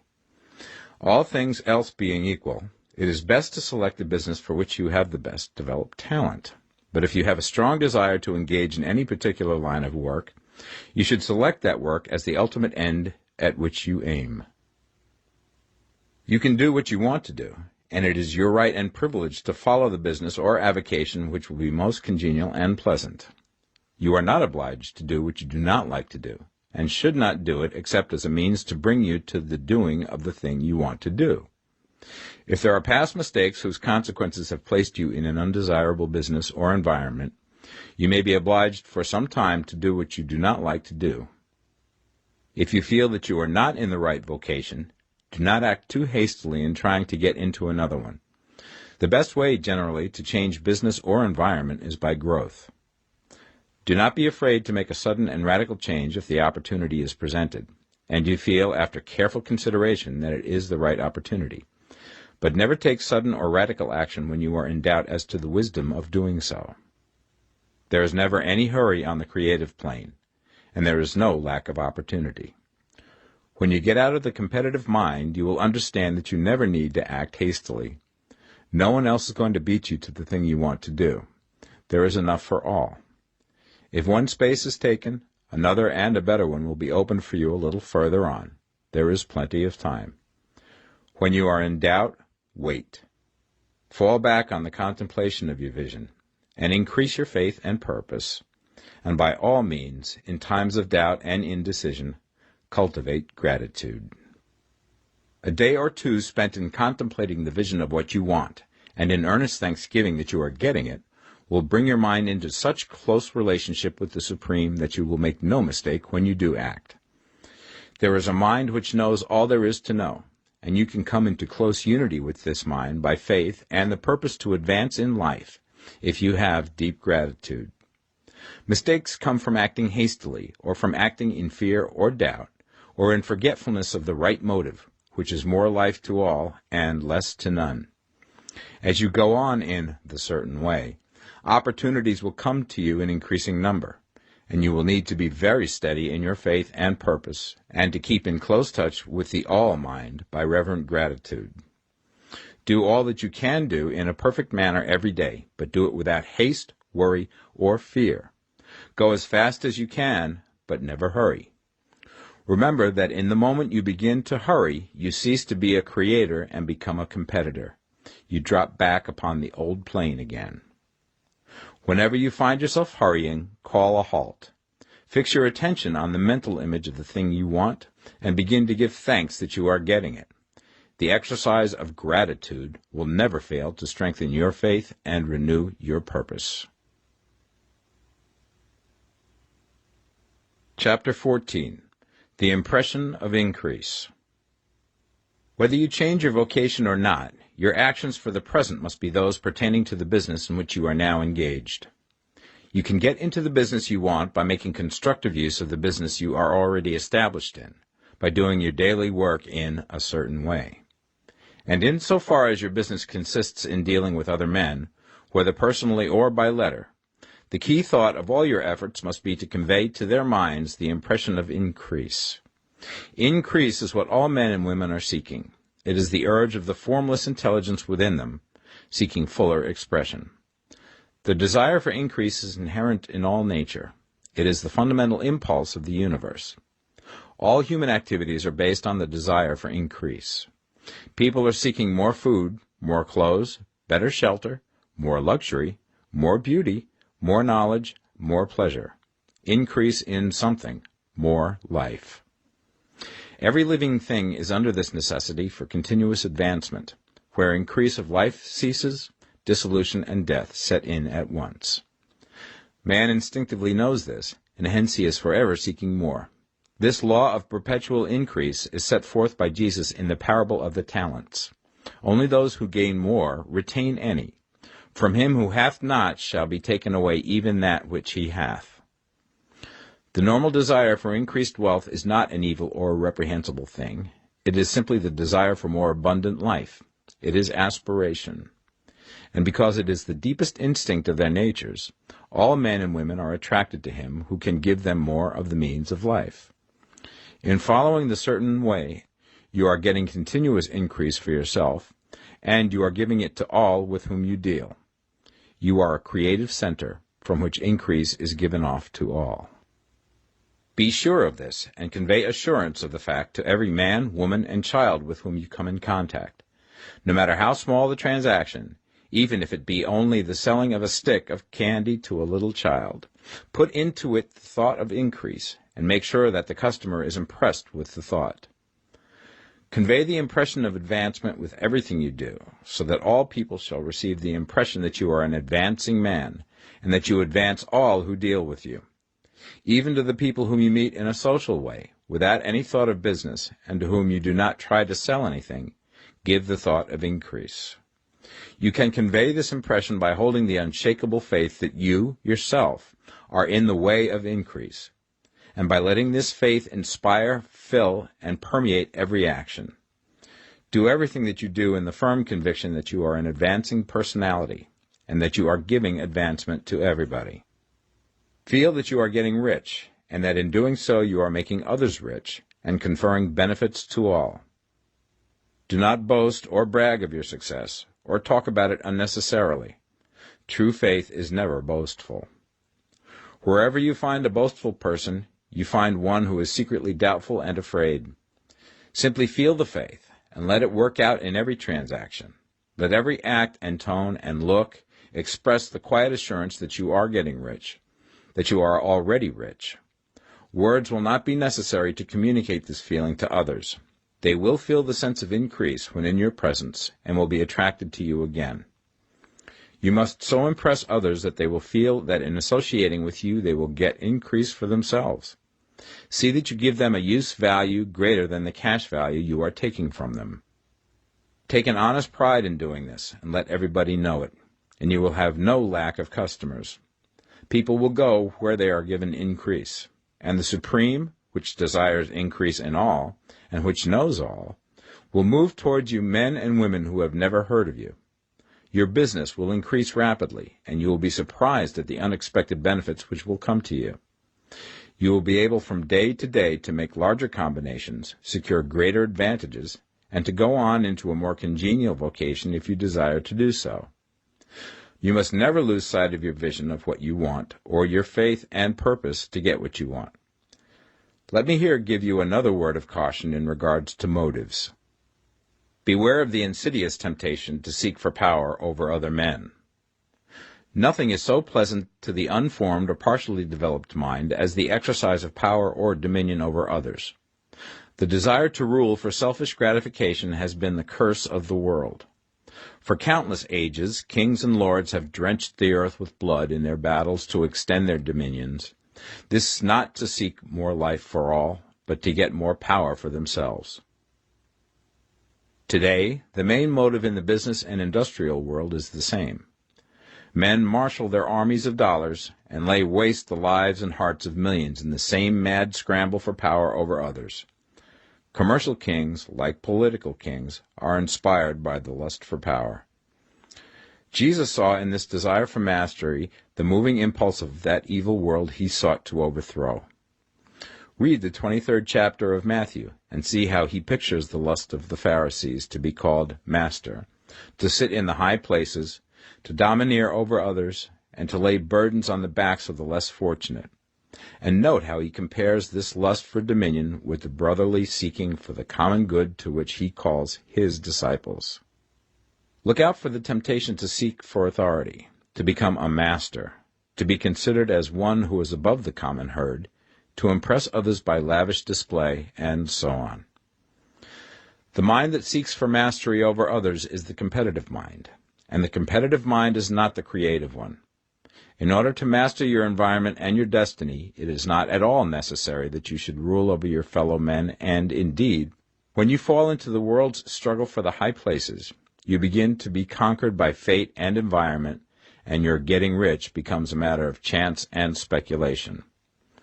Beware the competitive mind.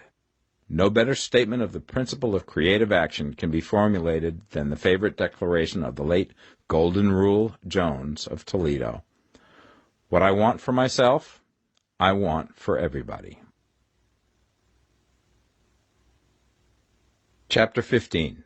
The Advancing Man. What I have said in the last chapter applies as well to the professional man and the wage earner as to the man who is engaged in mercantile business. No matter whether you are a physician, a teacher, or a clergyman, if you can give increase of life to others and make them sensible of the fact, they will be attracted to you and you will get rich.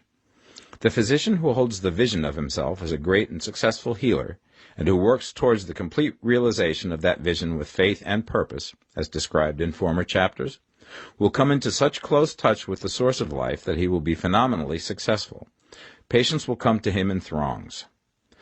No one has a greater opportunity to carry into effect the teaching of this book than the practitioner of medicine. It does not matter to which of the various schools he may belong, for the principle of healing is common to all of them, and may be reached by all alike. The advancing man in medicine, who holds to a clear mental image of himself as successful, and who obeys the laws of faith, purpose, and gratitude, will cure every curable disease he undertakes, no matter what remedies he may use. In the field of religion, the world cries out for the clergyman who can teach his hearers the true science of abundant life. He who masters the details of the science of getting rich, together with the allied sciences of being well, of being great, and of winning love, and who teaches these details from the pulpit, will never lack for a congregation. This is the gospel that the world needs. It will give increase of life, and men will hear it gladly, and will give liberal support to the man who brings it to them. What is now needed is a demonstration of the science of life from the pulpit. We want preachers who can not only tell us how, but who, in their own persons, will show us how. We need the preacher who will himself be rich, healthy, great, and beloved, to teach us how to attain to these things, and when he comes he will find a numerous and loyal following. The same is true of the teacher who can inspire the children with the faith and purpose of the advancing life. He will never be out of a job.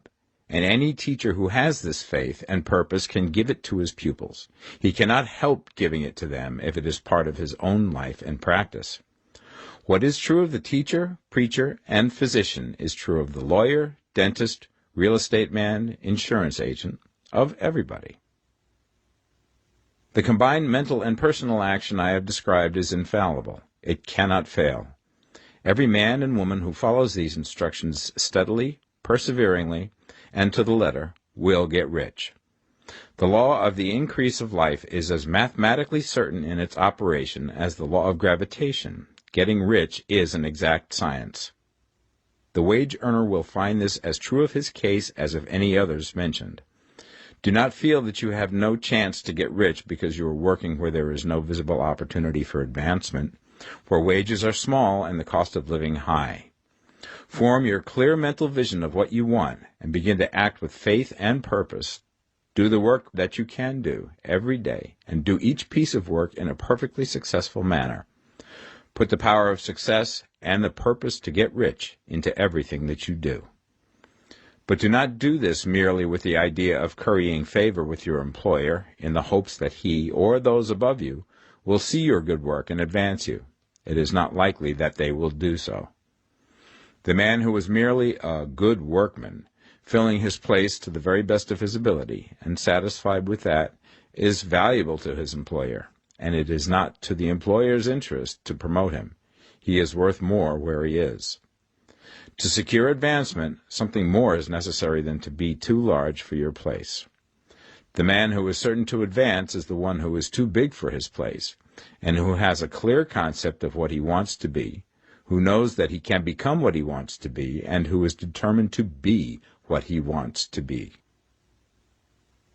Do not try to more than fill your present place with a view to pleasing your employer. Do it with the idea of advancing yourself. Hold the faith and purpose of increase during work hours, after work hours, and before work hours. Hold it in such a way that every person who comes in contact with you, whether foreman, fellow workman, or social acquaintance, will feel the power of purpose radiating from you, so that everyone will get the sense of advancement and increase from you. Men will be attracted to you, and if there is no possibility for advancement in your present job, you will very soon see an opportunity to take another job. There is a power which never fails to present opportunity to the advancing man who is moving in obedience to law. God cannot help helping you if you act in a certain way. He must do so in order to help himself. There is nothing in your circumstances or in the industrial situation that can keep you down. If you cannot get rich working for the Steel Trust, you can get rich on a 10-acre farm. And if you begin to move in the certain way, you will certainly escape from the clutches of the Steel Trust and get on to the farm or wherever else you wish to be. If a few thousands of its employees would enter upon the certain way, the Steel Trust would soon be in a bad plight. It would have to give its working men more opportunity or go out of business. Nobody has to work for a trust. The trusts can keep men in so-called hopeless conditions only so long as there are men who are too ignorant to know of the science of getting rich, or too intellectually slothful to practice it. Begin this way of thinking and acting, and your faith and purpose will make you quick to see any opportunity to better your condition. Such opportunities will speedily come, for the Supreme, working in all and working for you, will bring them before you. Do not wait for an opportunity to be all that you want to be. When an opportunity to be more than you are now is presented, and you feel impelled toward it, take it. It will be the first step towards a greater opportunity. There is no such thing possible in this universe as a lack of opportunities for the man who is living the advancing life. It is inherent in the constitution of the cosmos that all things shall be for him and work together for his good, and he must certainly get rich if he acts and thinks in the certain way. So let wage-earning men and women study this book with great care, and enter with confidence upon the course of action it prescribes. It will not fail. Chapter 16. Some Cautions and Concluding Observations. Many people will scoff at the idea that there is an exact science of getting rich. Holding the impression that the supply of wealth is limited, they will insist that social and governmental institutions must be changed before even any considerable number of people can acquire a competence. But this is not true. It is true that existing governments keep the masses in poverty, but this is because the masses do not think and act in the certain way. If the masses begin to move forward as suggested in this book, neither governments nor industrial systems can check them. All systems must be modified to accommodate the forward movement. If the people have the advancing mind, have the faith that they can become rich, and move forward with the fixed purpose to become rich, nothing can possibly keep them in poverty. Individuals may enter upon the certain way at any time and under any government, and may make themselves rich. And when any considerable number of individuals do so under any government, they will cause the system to be so modified as to open the way for others. The more men who get rich on the competitive plane, the worse for others. The more who get rich on the creative plane, the better for others. The economic salvation of the masses can only be accomplished by getting a large number of people to practice the scientific method set down in this book and become rich. These will show others the way and inspire them with a desire for real life, with the faith it can be attained, and with the purpose to attain it. For the present, however, it is enough to know that neither the government under which you live, nor the capitalistic or competitive system of industry can keep you from getting rich. When you enter upon the creative plane of thought, you will rise above all these things and become a citizen of another kingdom. But remember that your thought must be held upon the creative plane. You are never for an instant to be betrayed into regarding the supply as limited, or into acting on the moral level of competition. Whenever you do fall into old ways of thought, correct yourself instantly, for when you are in the competitive mind, you have lost the cooperation of the mind of the whole. Do not spend any time in planning as to how you will meet possible emergencies in the future, except as the necessary policies may affect your actions today. You are concerned with doing today's work in a perfectly successful manner, and not with emergencies which may arise tomorrow. You can attend to them as they come. Do not concern yourself with questions as to how you shall surmount obstacles which may loom upon your business horizon, unless you can see plainly that your course must be altered today in order to avoid them. No matter how tremendous an obstruction may appear at a distance, you will find that if you go on in the certain way, it will disappear as you approach it, or that a way over, through, or around it will appear. No possible combination of circumstances can defeat a man or woman who is proceeding to get rich along strictly scientific lines. No man or woman who obeys the law can fail to get rich, any more than one can multiply 2 by 2 and fail to get 4. Give no anxious thought to possible disasters, obstacles, panics, or unfavorable combinations of circumstances.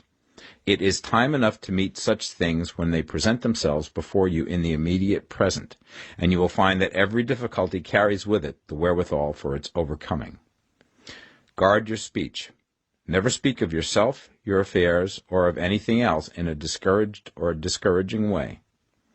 Never admit the possibility of failure, or speak in a way that infers failure as a possibility. Never speak of times as being hard, or of business conditions as being doubtful. Times may be hard and business doubtful for those who are on the competitive plane, but they can never be so for you. You can create what you want, and you are above fear. When others are having hard times and poor business, you will find your greatest opportunities. Train yourself to think of and to look upon the world as a something which is becoming, which is growing, and to regard seeming evil as being only that which is undeveloped. Always speak in terms of advancement. To do otherwise is to deny your faith, and to deny your faith is to lose it. Never allow yourself to feel disappointed. You may expect to have a certain thing at a certain time, and not get it at that time, and this will appear to you like failure. But if you hold to your faith, you will find that the failure is only apparent. Go on in the certain way, and if you do not receive that thing, you will receive something so much better that you will see that the seeming failure was really a great success. A student of this science had set his mind on making a certain business combination which seemed to him at the time to be very desirable, and he worked for some weeks to bring it about. When the crucial time came, the thing failed in a perfectly inexplicable way. It was as if some unseen influence had been working secretly against him. He was not disappointed. On the contrary, he thanked God that his desire had been overruled, and went steadily on with a grateful mind. In a few weeks, an opportunity so much better came his way that he would not have made the first deal on any account, and he saw that a mind which knew more than he knew had prevented him from losing the greater good by entangling himself with the lesser. That is the way every seeming failure will work out for you, if you keep your faith, hold to your purpose, have gratitude, and do, every day, all that can be done that day, doing each separate act in a successful manner. When you make a failure, it is because you have not asked for enough. Keep on, and a larger thing than you were seeking will certainly come to you. Remember this. You will not fail because you lack the necessary talent to do what you wish to do. If you go on as I have directed, you will develop all the talent that is necessary to the doing of your work. It is not within the scope of this book to deal with the science of cultivating talent, but it is as certain and simple as the process of getting rich. However, do not hesitate or waver for fear that when you come to any certain place you will fail for lack of ability. Keep right on, and when you come to that place, the ability will be furnished to you. The same source of ability which enabled the untaught Lincoln to do the greatest work in government ever accomplished by a single man is open to you. You may draw upon all the mind there is for wisdom to use in meeting the responsibilities which are laid upon you. Go on in full faith. Study this book. Make it your constant companion until you have mastered all the ideas contained in it. While you are getting firmly established in this faith, you will do well to give up most recreations and pleasure, and to stay away from places where ideas conflicting with these are advanced in lectures or sermons. Do not read pessimistic or conflicting literature, or get into arguments upon the matter. Do very little reading, outside of the writers mentioned in the preface. Spend most of your leisure time in contemplating your vision, and in cultivating gratitude, and in reading this book. It contains all you need to know of the science of getting rich, and you will find all the essentials summed up in the following chapter. Chapter 17. Summary of the Science of Getting Rich. There is a thinking stuff from which all things are made, and which, in its original state, permeates, penetrates, and fills the interspaces of the universe. A thought in this substance produces the thing that is imaged by the thought. Man can form things in his thought, and by impressing his thought upon formless substance can cause the thing he thinks about to be created. In order to do this, man must pass from the competitive to the creative mind, otherwise he cannot be in harmony with the formless intelligence, which is always creative and never competitive in spirit. Man may come into full harmony with the formless substance by entertaining a lively and sincere gratitude for the blessings it bestows upon him. Gratitude unifies the mind of man with the intelligence of substance, so that man's thoughts are received by the formless. Man can remain upon the creative plane only by uniting himself with the formless intelligence through a deep and continuing feeling of gratitude. Man must form a clear and definite mental image of the things he wishes to have, to do, or to become, and he must hold this mental image in his thoughts, while being deeply grateful to the Supreme that all his desires are granted to him. The man who wishes to get rich must spend his leisure hours in contemplating his vision, and in earnest thanksgiving that the reality is being given to him. Too much stress cannot be laid on the importance of frequent contemplation of the mental image, coupled with unwavering faith and devout gratitude. This is the process by which the impression is given to the formless, and the creative forces set in motion. The creative energy works through the established channels of natural growth, and of the industry and social order. All that is included in his mental image will surely be brought to the man who follows the instructions given above, and whose faith does not waver. What he wants will come to him through the ways of established trade and commerce. In order to receive his own when it shall come to him, man must be active, and this activity can only consist in more than filling his present place. He must keep in mind the purpose to get rich through the realization of his mental image. And he must do, every day, all that can be done that day, taking care to do each act in a successful manner. He must give to every man a use value in excess of the cash value he receives, so that each transaction makes for more life, and he must so hold the advancing thought that the impression of increase will be communicated to all with whom he comes in contact.